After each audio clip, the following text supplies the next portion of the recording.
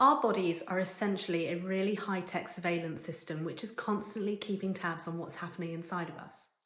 Now, within our nerve cells, we have millions of tiny sensors. Some of them detect pressure and pinching, others sense hot and cold, and some can even pick up on chemical changes. So like when you touch a stinging nettle or you get a buildup of lactic acid in your muscles and feel sore after a workout. Now, when these sensors detect something, they send a very quick message to our spinal cord.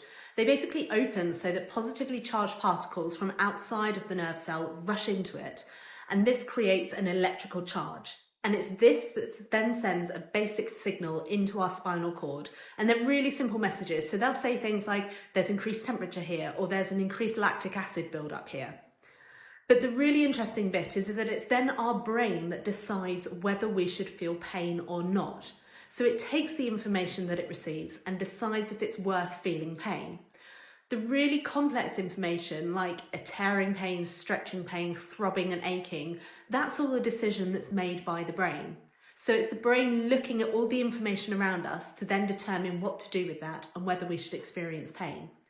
It's a bit like when we feel hungry. Our neurons send a signal into our spinal cord saying there's nothing to digest here, and it's our brain that receives that signal and then looks at our environment and says, oh yeah, it's 1 o'clock and I haven't eaten since breakfast. Oh, and I can smell the local cafe cooking and that's what's making me feel hungry. So the sensation of hunger, that drive is coming from our brain, not from our stomach. So it's our brain processing the information and determining what we should do with it. And in some cases, that will be to generate pain. So there's really good news for those of you who are dealing with long-term pain, which is that those sensors do not stick around forever. They're a bit like temporary workers. They hang out for a couple of days, a few days, and then fresh ones take their place. So they're renewed every few days. So if you've been dealing with persistent ongoing pain, there's real hope that your sensitivity could change over time. And our body's production of these sensors is actually pretty smart. If there's less demand for them, our body makes fewer.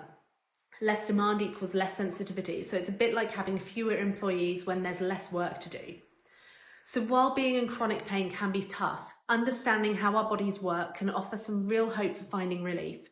So for anybody out there who's living with persistent pain, who thinks that there's no solution out there for you, there very much is. And one of the things that we really enjoy doing is working with our patients to help you build a really good understanding of what's going on so that you can control, cope, and then reduce the pain that you experience.